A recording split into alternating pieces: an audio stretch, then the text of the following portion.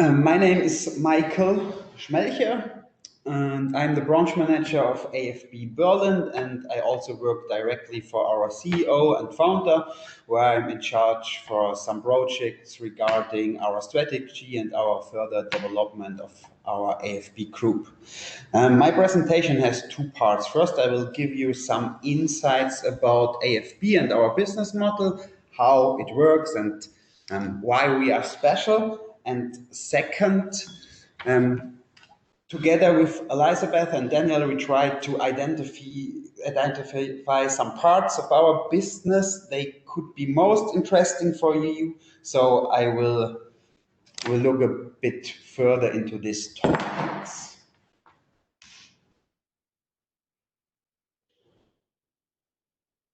So AFB is Europe's largest non-profit IT company. To claim that is not really difficult because there are not plenty of non-profit IT companies in the market. We have four so-called action areas. The first is we are IT refurbisher.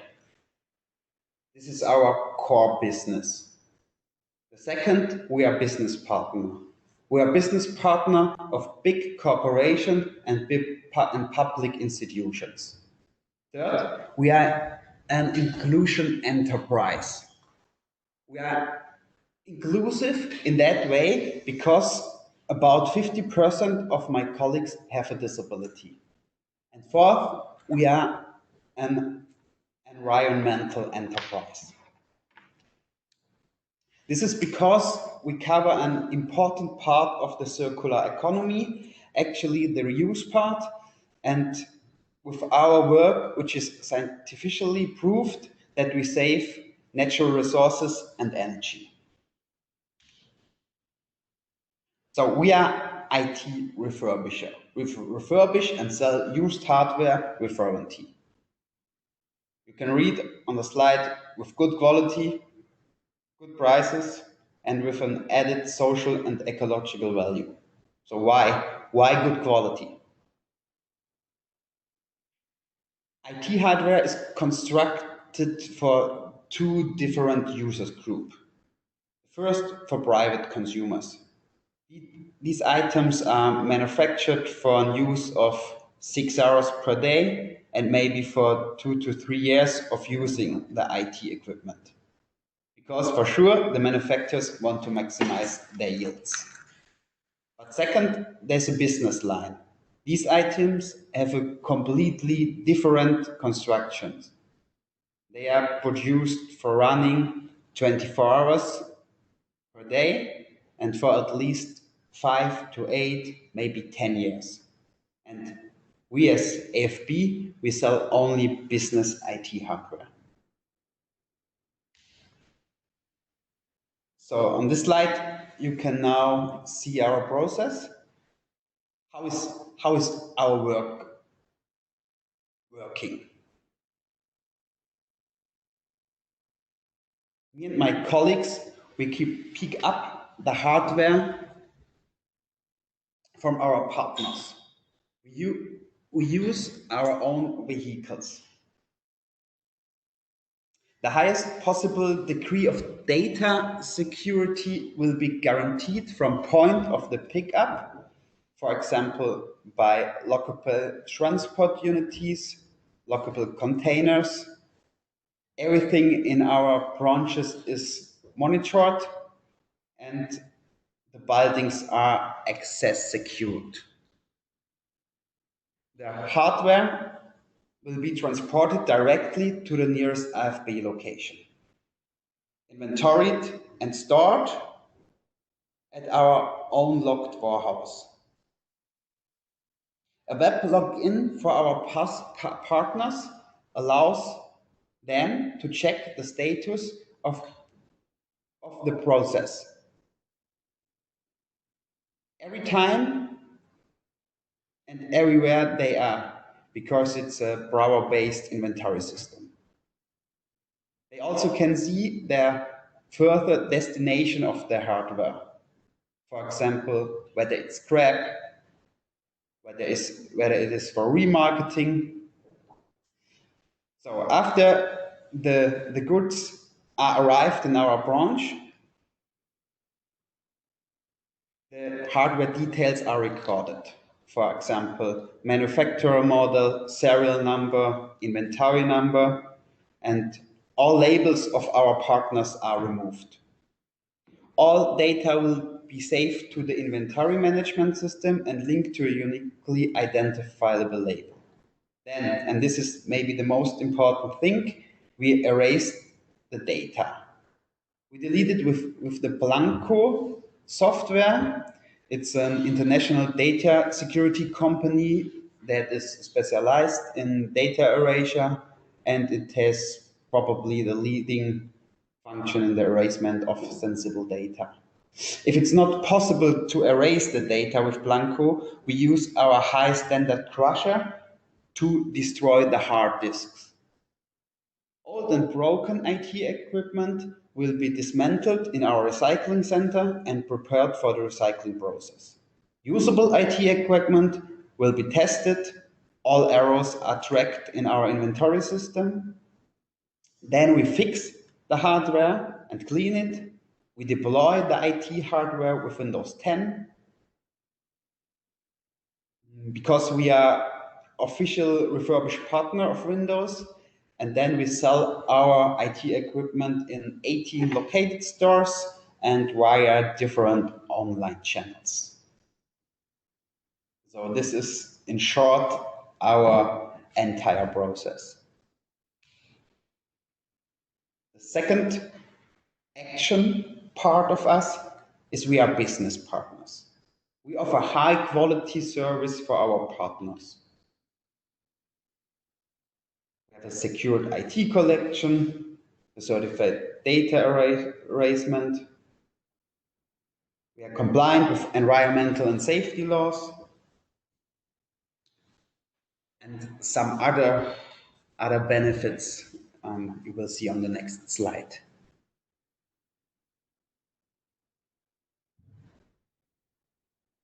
So we are business partner of really big corporations and public institutions around Europe. Our partners, the big businesses, they have the need that their data is certified erased. Therefore, they need the tracking of their IT equipment. So actually we undertake their downstream asset management and we deliver services for them. So in conclusion, there is a business need in the corporations for these services, and we offer these services to have or to solve the greatest solution they can get. Furthermore, our partners get some more benefits. Their employees obtain a discount for the used IT hardware. And the corporation obtain a certificate about the saved resources and how many people we were able to hire through the partnership with a certain partner.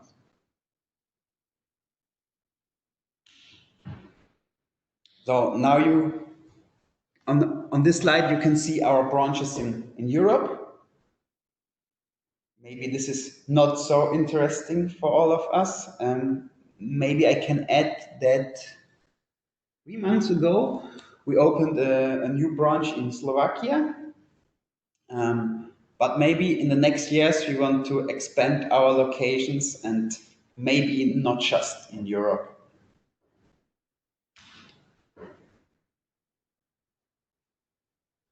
Third, we are an inclusion enterprise. The goal of our business, we want to provide employment for 500 people with disability. We create permanent employment for these people. So the goal of our business is not to maximize our profits. The goal is to create this employment for the 500 people with disability. And our founder Paul often says, and after reaching the 500, we set a further 0 to our goal, and then we want to create 5,000 shops for people with a disability in a professional working IT company. Fourth, we are an environmental enterprise. Why? Reuse is always better than recycling.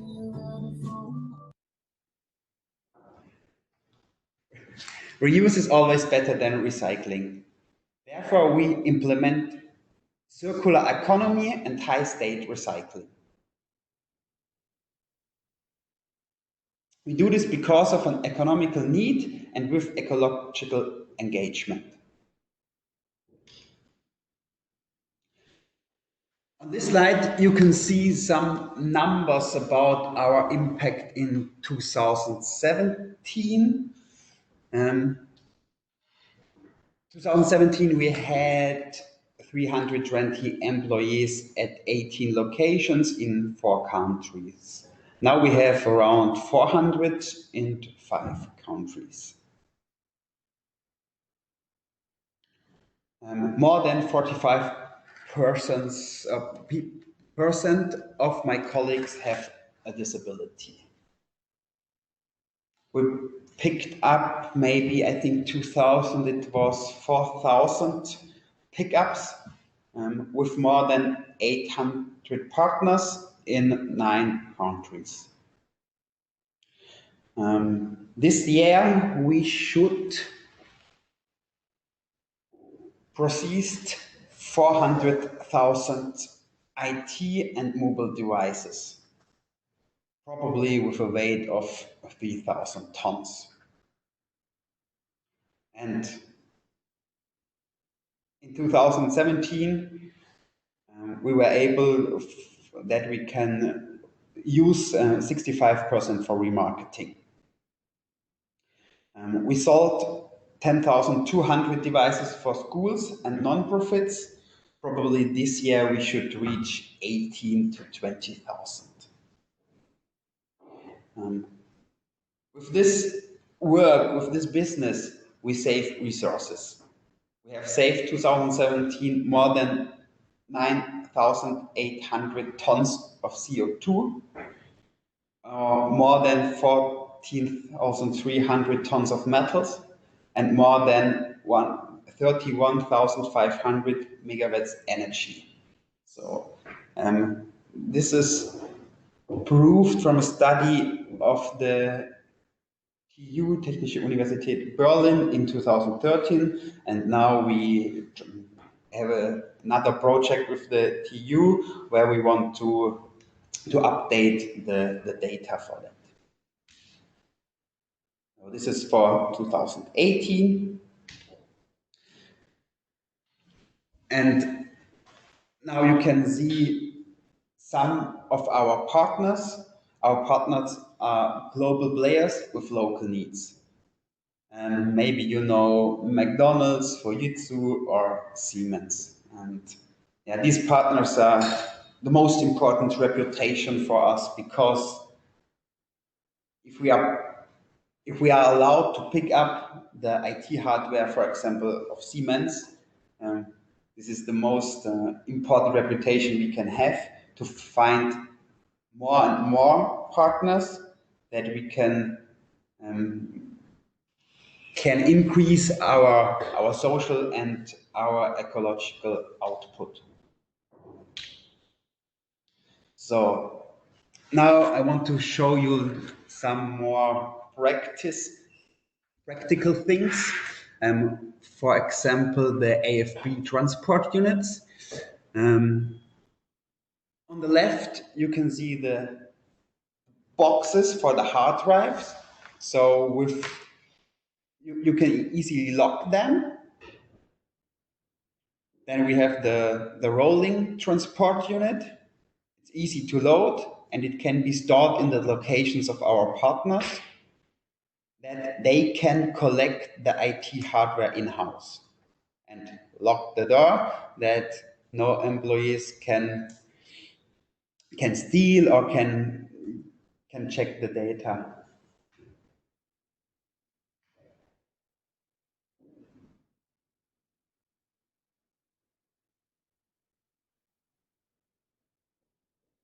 Sorry, I read the chat news. Thanks for that. I will answer the questions later. Thank you. But feel free to type your questions or your remarks. On the bottom left, you can see special boxes for IT equipment or rather some spare parts and stuff like this. On the bottom in the center, you can see the normal European palette, and really special on the right, you can see the AFB boxes, which are developed for our needs. It's a special box just for the AFB. This means that the AFB boxes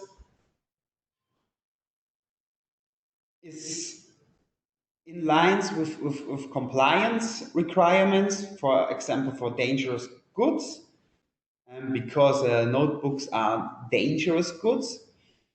And the boxes are also protect the notebooks as much as possible through the styrofoam insert.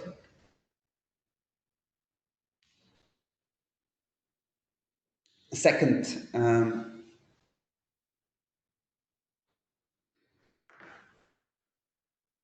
this is a good question. Sebastian Santa is asking, what percentage of the collected can be reconditioned or refurbished? It's around 65%.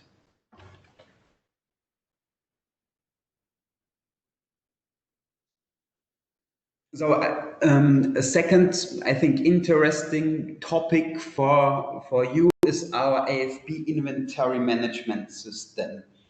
I added two small photos. One is my dashboard. You can guess which numbers you can read them, and the other is a photo of a disk and all the informations we track in this inventory management service system. So it's really interesting that important for us that every step is recorded in this management inventory system. We have labels for each product, so every notebook, every server, every mobile phone gets an own label. Each pallet in our warehouse has an own label. Each place in our warehouse has a label. So I can find everything in the system if you ask, for example, for a certain serial number or for a certain partner.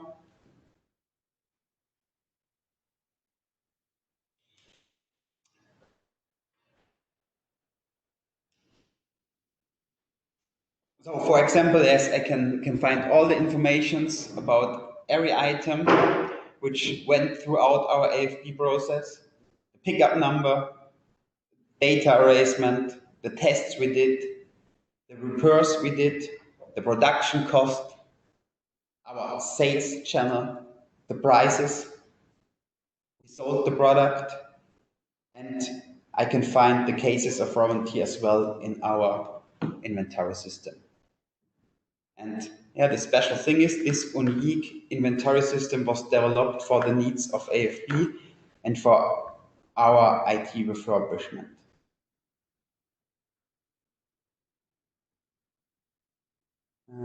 Eric, thank you for your question. We just handle IT hardware, and so it's server, notebooks, PCs, mobile devices, and one branch is specialized in ATMs and printers from a manufacturer of the printers for banks, so the bigger ones, and for the ATMs. How I mentioned at the moment, thanks Lucian for the question, we use our own inventory management system.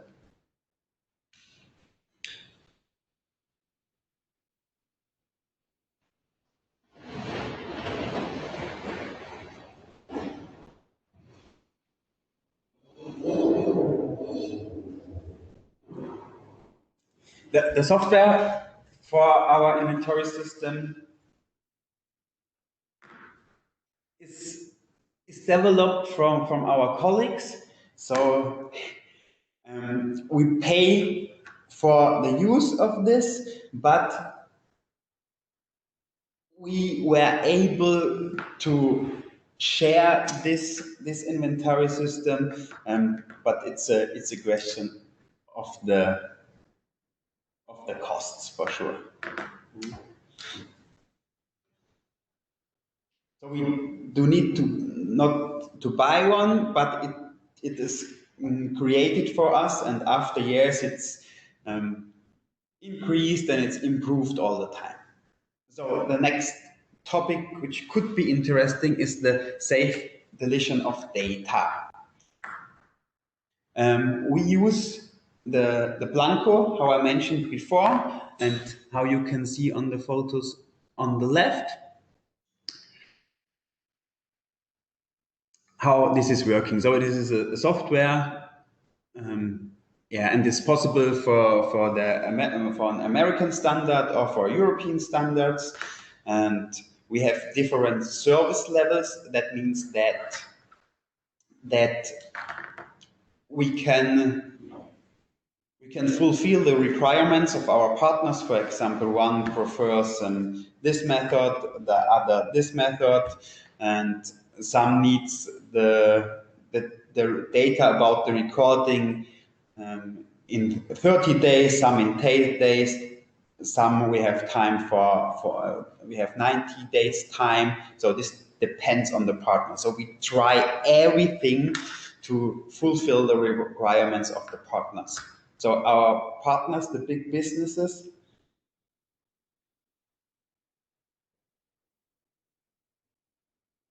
so the services for the big businesses is the most important thing for us. So we try to fulfill all the requirements of them.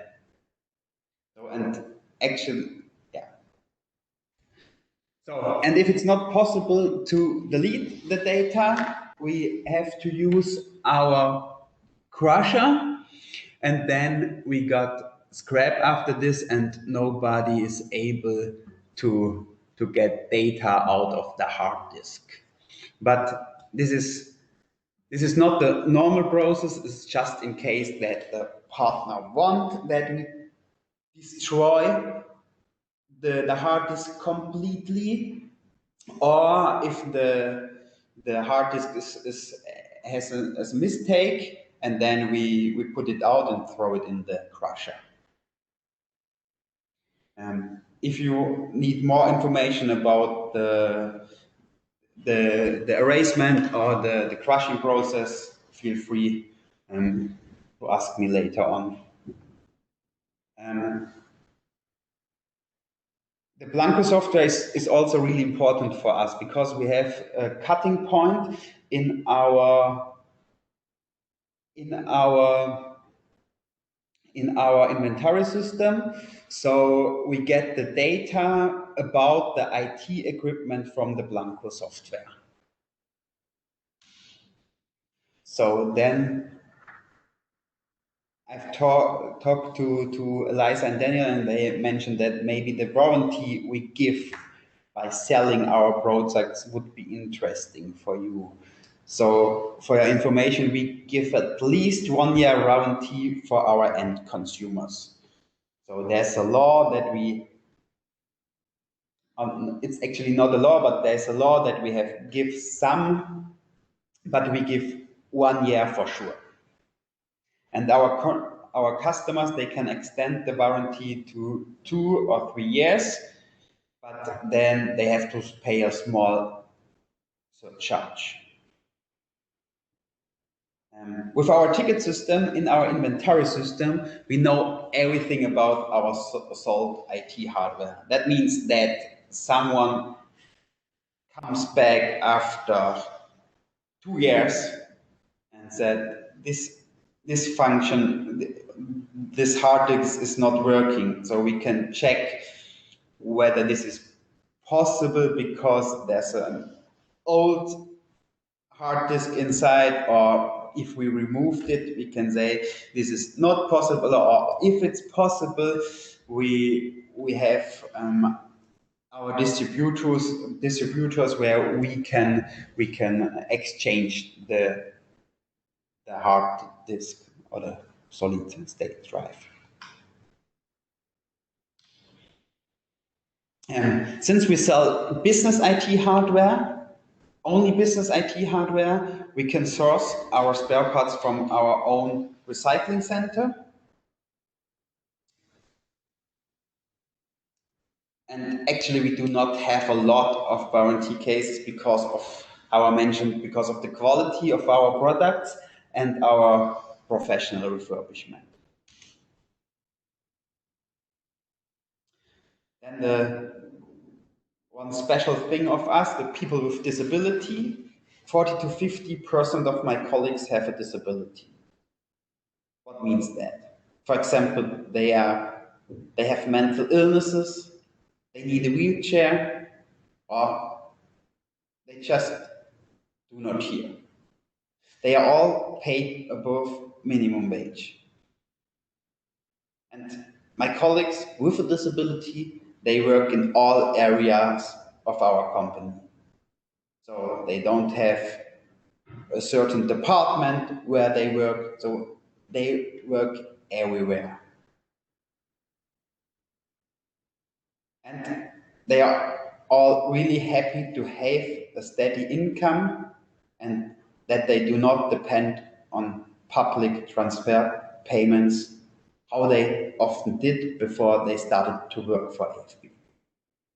And the most important thing, the society really appreciate their work they do every day.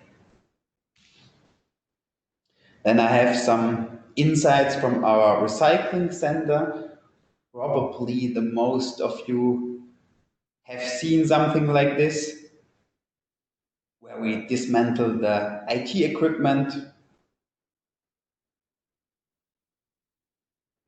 And this is not just for us to increase our profits. It is more for ecological reasons that we have our own recycling center and for our partners. For example, we have partners, they want that we destroy,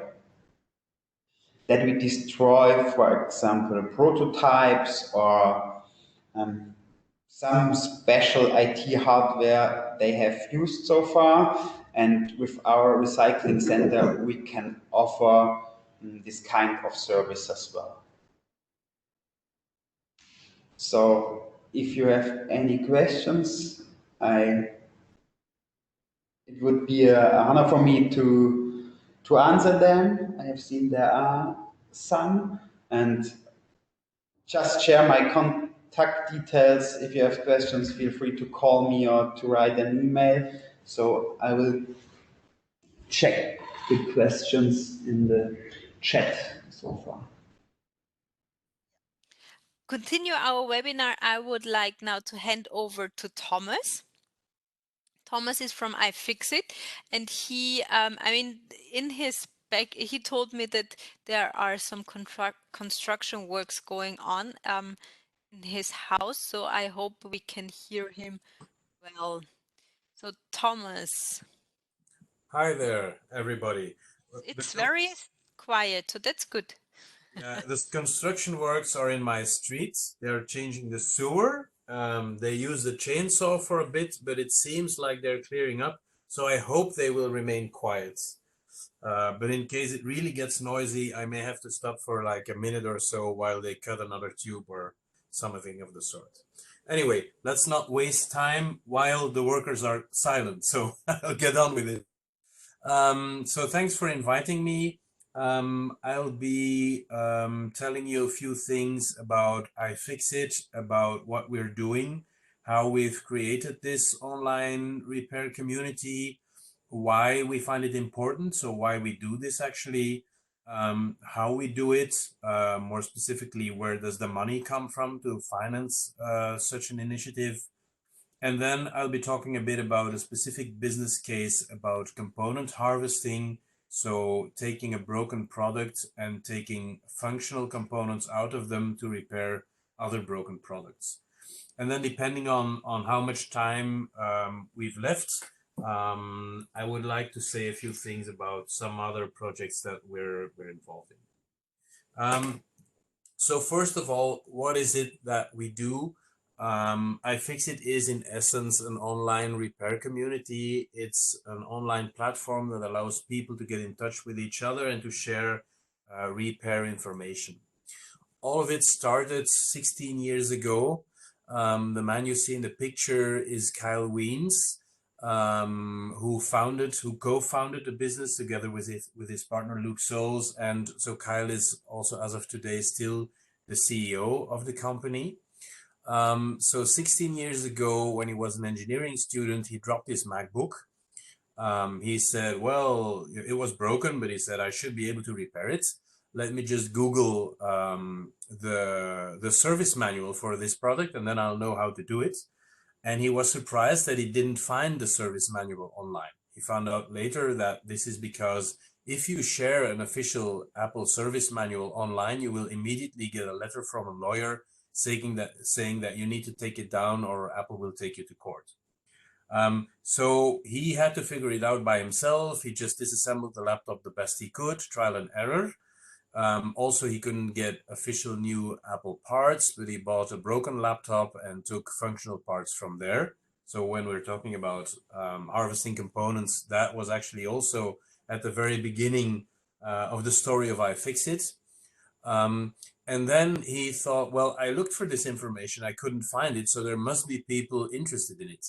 And he said, I'm going to make my own service manual for this notebook. And he wrote this manual, very detailed, and he printed it out on glossy paper and wanted to sell it, but nobody wanted to pay for it. So he said, yeah, okay, well, then I'll just put it online for free. And suddenly the website traffic skyrocketed. So everybody was interested in that information, but they didn't want to buy it on paper. He had bought a broken laptop to get parts to fix his own. When the laptop was fixed, he had some parts left. He said, I could sell these. And so that's how the business started. So he and his college roommate started to sell stuff from their college room and then from a garage. And yeah, and that's how the story began. And now 16 years later, we're a global company. So we have the US branch, which is in San Luis Obispo, California. There's about 100 people working there. And then we have the European branch, which is in Stuttgart. And we have somewhere between 50 and 60 employees there. And then we have some satellite offices. So I'm working out of Brussels with another colleague. So that's what the company looks like today. So what we do is we make available online step-by-step repair guides. Suppose you dropped your iPhone and you want to repair it yourself, you can do that. You can look up your model on iFixit.com and you will find a repair guide that is very detailed, step-by-step, with multiple photos of each step and a very clear description of what you need to do. And this is so detailed that even if you've never done any of these repairs before, you should be able to successfully complete that repair. And we have at this point about 55,000 of these manuals online for all sorts of products, mostly electronics, but they're also for, bicycles or power tools or whatever. And the platform is used every month by about 10 million people who consult it to try to repair their stuff. Now, what is important to know is that all of these guides, they are completely free. You don't have to pay to use them. And they are also open source. You can share them, you can copy them, you can hand them out to whoever you want, on the condition, of course, that you don't sell them and that you mention the source. But so they can be freely, they're licensed under Creative Commons. We are often referred to as a Wikipedia of repair, not only because we have so much content and because it's all free, but also because it's collaborative. So like Wikipedia, everyone who wants to do so can write a Wikipedia article and then other people will improve it. And it's the same with our guides. So if you know how to repair something that we don't have a guide for yet, you can create that guide on iFixit.com. Or if you see a guide and you think this could be better, there's a step that they forgot or that should be different, you can also improve on our existing guides. And so it's really a community effort to make all of these guides available. The format itself is also open source. We call it OManual, but it's been licensed by the Institute of Electric and Electronic Engineers, so it's called IEEE 1874. It's an international standard that you can use if you want to make procedures, such as repair procedures, if you want to create those and share those. So you can use that same format to create guides that you want to use yourself, but they will then be compatible with our iFixit platform. So both the content and the formats are free and open source. And with those tools that we've put in place, we help both individuals, so citizens, to repair their own products. We're also helping non-profit repair initiatives such as repair cafes, but we're also helping professionals. About 100 meters from my door, there's the store. The picture on the right is from that store. It's called iClinic. They repair all sorts of Apple products. And the owner, Arthur Barsalou, he started out, he had dropped his phone, he wanted to repair it. He looked up the guide on iFixit. And then members from his family said, "Whoa, can you do that? Wow, I got a broken one too." And then his friends. And so that's how the ball started rolling for him. And now he has 2 stores, one in Brussels and one in Namur. And he employs like a dozen people in these 2 stores. So all of these repair stories are stories that we can help and support through our platform. So why do we do that? I think Michael already mentioned it. We think that it's important that we care for our products, that our products live longer. We think it's in a way a consumer rights issue. One of our maxims is that if you can't fix it, you don't own it. If you have a product that you paid for, you bought, it's your property, but you are unable to open it and repair it, we say that you are not actually the owner of that product. In a way, the manufacturer is still the owner of the product, and in a way, the manufacturer actually owns you because the manufacturer still determines what you can and cannot do. So there's a consumer rights issue at stake. We also believe that there's emotional issues at stake, that it's better to have a caring attitude than a throwaway attitude, and that the way you deal with products and with everything in the world surrounding you also reflects in the way that you deal with people in a way. So it's just, being caring for everything that surrounds you. And of course, there's also the environmental issue at stake, which is of course huge. I'm sure that in a STEP webinar, I don't need to remind you that e-waste is one of the fastest growing waste streams. So we have a huge e-waste problem. We know that recycling is a very partial solution. So yes, we can recycle some materials, but many we can't.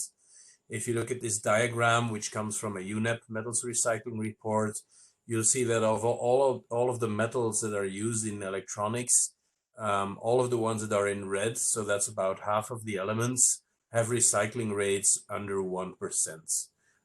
So it really means that, even if we recycle the product, this stuff is just completely lost. And that's just on a material level. Of course, we might be able to get some more materials out of those products, but it would cost more money. So the more you invest, the better your process is, the more time you put into it, the more you can get out different materials and you can get better quality materials out of that. But that costs money. And so what is happening at this point is the bottom blue curve, where you invest a little bit of money to get out just as many materials in such a quality that you can make a profitable business. The upper blue curve is what would be the best for the environment.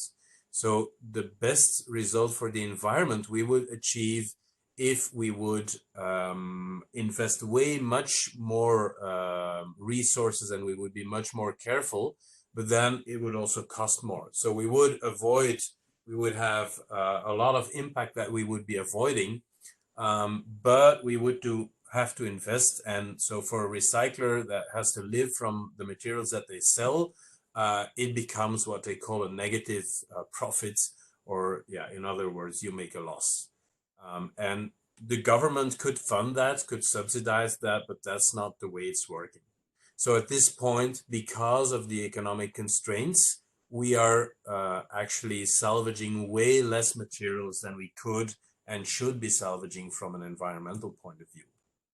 And then even if we could get out all of the materials, that wouldn't change the fact that we would lose all of the energy. So a manufacturer puts a lot of energy and also know-how into transforming these raw materials into a product. If you then shred it and smelt it and it becomes materials again, all of that is lost. And so the energy or the footprint of something like a smartphone is 80% in the production. So even if you get all of these materials back, which you don't, from a smartphone, we get back about 3%. But even if you got everything back, you would still lose all of the energy. And the right graph is from a report that Greenpeace did, I think 2 years ago. It was a report on the footprint of 10 years of manufacturing smartphones. And just the energy used to manufacture all of these phones is equivalent to the annual electricity consumption of a country as large as India. So even if our recycling were perfect, we would still lose a lot of energy. So the bottom line is, whichever way you look at it, it's way better to prolong the life of the equipment.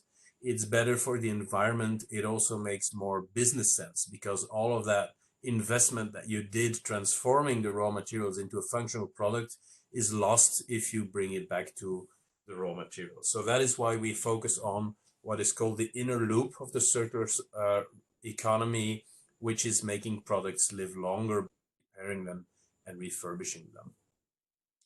So of course the question is, how does iFixit do this? What is our business case? I already told you that all of our manuals, all of our online repair guides are free, so we're not making any money off of those. We are making money from selling parts and tools. So we are selling replacement parts that you can use to repair smartphones, tablets, game consoles, notebooks, and so on. So mostly portable electronics. And we are also selling the tools, the specialized tools that you need to do so. So for instance, Apple, they have developed a special screw. We call it a pentalobe. They've designed this screw especially to keep you from being able to open up your product. And we then sell you the screwdriver so that you can open up your products. And you're completely free to use our guides and buy your parts and your tools elsewhere. But luckily, there's enough people buying them from us to make sure that we can finance the operation. Because there is a huge market for these repairs. It's not an accident that iFixit grew exponentially in the last 10 years. It went sort of together with the boom of smartphones. In 2013, which is when the European branch was founded, we analyzed that there was probably about 100 million iPhones at that point out there that were ready to be repaired. Based on a few observations, that most phones, 25% or 26% of iPhones break in the first 2 years. 3/4 have dropped, 20% have water damage, and so on. And so based on sales figures and these failure rates, we estimated that there were about 100 million iPhones at that point that could be using repair. And we estimated that that equaled about a $6 billion global opportunity, economic opportunity for iPhone repair. And that estimate proved to be sort of correct because 2 years later, I think we learned that the Apple Care program, so the repair insurance that Apple is selling, made them, I think, $5.9 billion in that year. So that's the economic opportunity that we're tapping into. Of course, we're not making all $1 billion, but we're making millions, and it's enough to keep our platform afloat and to do everything else that doesn't really bring us profit, to finance all of that just through the sales of parts and tools. So now I would like to get into a specific case which is sort of between recycling and repair, which is component harvesting. So it's the idea that you have a broken product, you take a part of it that works, because of course a product is broken if one essential component is defective. It doesn't mean that everything is broken, it's just one part that's broken. So all of the other parts may still work. And if you take out one of these parts and you use them to repair another product that's broken, you have a double win for the environment, because you had a product that was broken and that was waste, and you're going to use that. So it's not going to be shredded and smelted. It's going to be used as is, and the functional value will be preserved.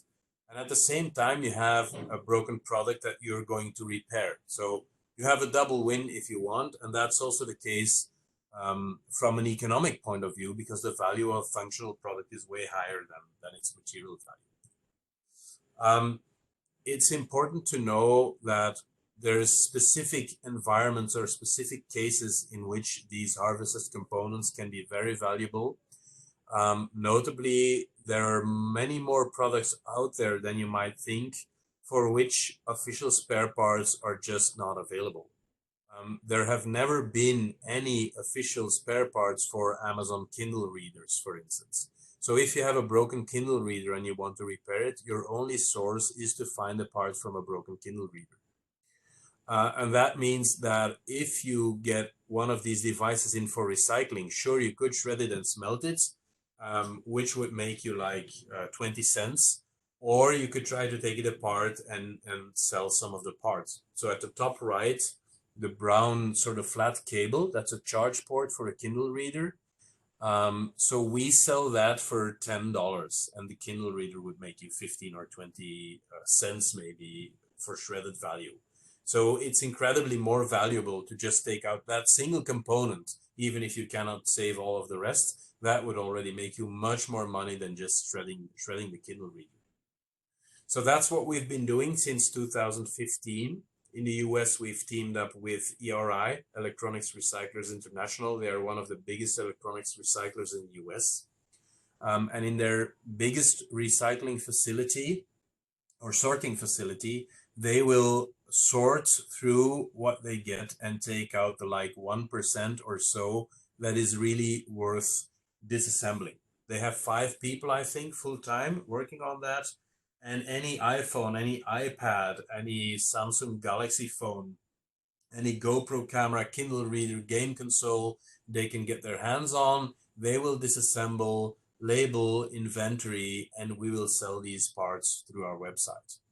And we even sell parts that we harvest through them. So we have parts that come from waste electronics in the US that we even ship to Europe, because we have this demand for it and we haven't found a supply chain for harvested components in Europe. Now, I don't want to paint too rosy a picture either. Of course, there's challenges, and I would like to talk about some of these challenges with you, which should be interesting if you're considering setting up a business of that sort. Our success is really quite linked to the Apple and the iPhone sort of environment, in the sense that what is unique about that sort of ecosystem is that you have a limited number of devices that cover a huge market share. I don't know the most recent stats, but iPhone is still like about half of the market for smartphones in the US. And there's only about a dozen different models of iPhone. This graph is from a few years back. So with only 2, 3, 4 models, you could really cover a large portion of the market, which means that there's a lot of demand for it, and it's really worthwhile to put time into investigating which parts are worth harvesting, disassembling, inventory, etc., etc. It looks completely different if you look at the Android ecosystem. So there you have hundreds, even thousands of different models. And of course, for a device at the top left, like a Samsung Galaxy, it's still worthwhile to work on that because you still have a lot of market share. But of course, if you're dealing with one of the little blocks at the right bottom end of the graph, well, you know, the chances that you get one of these devices in your waste stream are extremely small. And if you get out the parts, the chances that you will find someone who is willing to buy a part from those are equally small.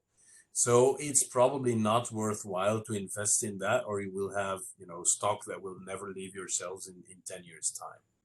So that's a difficulty. And that sort of ties into the difficulty of having a constant flow of offer and demand.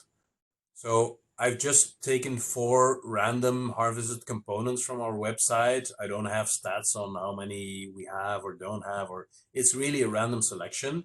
But the top right one, the one I talked about before, the charging ports for the Kindle Fire, as you can see, we're out of stock at this point. So we have to wait until ERI gets some Kindle readers, and then they have some cables, and then we can start selling them again. Top left, the same. These hard drives, they used to sell very well. They also used to come in for recycling more. There was a time when we sold them for over $100. Now the amount is a little bit lower. We're selling them for a bit less, but they're also out of stock at this point. The parts at the bottom we have. So for instance, the bottom right one, you see that's very interesting. A MacBook screen we can sell for $500. And that whole MacBook, if you were to shred and smelt it, would be worth only a few dollars. So it's incredibly valuable, but you see we only have 3 left in A quality. So once these run out, we may not be able to supply anymore. And that can be a problem because you want to be the reference seller for people. So if they come to your store trying to buy some stuff and you don't have it, if someone has a broken Kindle reader and they come to iFixit and they want to buy the part and we don't have it, well, we don't have a solution, and they may throw away the device and they may not come back when they have a broken GoPro camera. But it's really challenging to find a balance between the supply flow and the demand. Now, continuing with the MacBook display example, so bottom right, you might say, whoa, that's super. I'm just going to make money only from, you know, MacBook screens, which might be a good idea, but it will also be challenging. It takes a lot of know-how. It takes a lot of investing. So suppose you're a recycler and you get a 2012 MacBook Pro 13-inch. You might not know that although they look relatively similar, there were 2 different MacBook Pro 13 inches on the market in 2012, and though they look the same, they are actually radically different. The left one would be the Retina one, the newer model, and the right one is what we call the unibody model. And so they're called Retina because the screen is much better. So the old ones have a 1280 by 800 pixel screen. The new one have a 2560 by 1600. So that's a 4 times higher resolution, which means that the screen is much more valuable and much more costly. So just from a recycling perspective, if you wanted to recycle these, you would have to remove the screen and the battery. Both screens are mercury free, so that's the same. The screen you can just hack off with a hatchet if you want. The battery you would need to remove to avoid danger of fire, and that would be radically different. The right one, you could just disassemble with a Phillips screwdriver. The left one would be one of those pentalobe screws that I talked about before. And also the right one, you can just remove the battery because it's screwed down. And the left one, the battery would be 5 different pouches that will be glued solidly to the aluminum case. So that would be very difficult. So that's just from a recycling perspective. Now, if you want to sell the screen, it's important to know so that it's a different screen. And you should know that you can either sell the complete screen assembly, complete with the case and the hinges, which is the most easy to fit for an end user who wants to replace their screen. But often the hinges or the form of the casing is different, whereas the actual screen, the LCD, is the same. So if you sell the complete assembly, you can sell it for more money, but the market is smaller because the number of models that it will fit to is smaller. If you sell the screen, maybe it's less, but it fits more models, so you have a higher chance of selling it. So all of that is not that easy. And if you take the right one and you sell just the LCD, you will get, well, we sell it for $50 right now. And the left one, if we have the complete screen assembly, we sell it for $400. So it's 4 times more money. So all of that takes a lot of knowledge to know what do I invest in, when is it worthwhile to put my time into investigating it, to put my time into disassembling it. What is it worthwhile to keep on stock for a bit? Because if you sell it, it's going to bring you a lot of money. What is going to be dead stock really fast? All of that is pretty complicated. So that's about the components harvesting model. I'd be happy to tell you some more about that if you have questions. Now we would just like to give you a short overview of some other projects, because basically I'm not in the components sales business, or so I'm working out of Brussels mostly on policy projects, and I would like to mention a few of those so you have a broader idea of what it is that iFixit does. So since we want to have longer living products, we're also much involved in, or we try to be involved in the political side of things. We want to have a policy that would make products more repairable. So in the United States, we've proposed legislation in, I think, about 20 states, right to repair legislation that would make it mandatory for manufacturers to share repair information. So if we got one of these bills passed, then Apple would have to share their repair manuals with the world, which now they don't. And they would have to supply parts, etc. There's a similar fight going on in Europe. We've been working for several years with European NGOs to work on policy, and we have a first result. So for instance, in I think 2 weeks, there will be new eco-design regulations that will be published. And just to give you an example, it will no longer be legal in Europe to sell a washing machine if the manufacturer doesn't make repair information available, or if certain parts, there's a list of parts, if they are not removable without damaging them. So that's a small victory, but we have a lot of work to do. And we're creating more and more momentum to do that. Actually, today, there's an event in Berlin. It's called FixFest, where we are launching a European Right to Repair campaign, which is more public-facing. So the other work with eco-design is more behind closed doors. And now we really want to mobilize public opinion around the right to repair. So with the tagline, Wrong to Replace, Right to Repair. And to the right, you see the website that has just gone live today, and where we hope to really get momentum with public opinion. We've also been working in research projects and standardization projects. So we've been doing several subsidized research projects. One that was about better treatment of waste electric and electronic equipment. One that was about more sustainable portable ICT devices. One that is about avoiding planned obsolescence. We're also in standardization. We have a new European standard now that is out for vote, and which is a general guideline for if you want to measure whether or how something is repairable. So how repairable is a product? You need a standard to decide that, and that's a standard that I have co-written, and that is now out for vote, and that we hope will be an official European standard. iFixit has been evaluating devices for repairability for a very long time, for 10 years already. So on our website, you can find lists of laptops and smartphones and tablets. So before you buy one, you can look them up on our website and see if they will be repairable or not. So you know beforehand, if I buy that model and it breaks, I'm done for. But if I buy that model, I will be able to find parts and I will be able to repair it.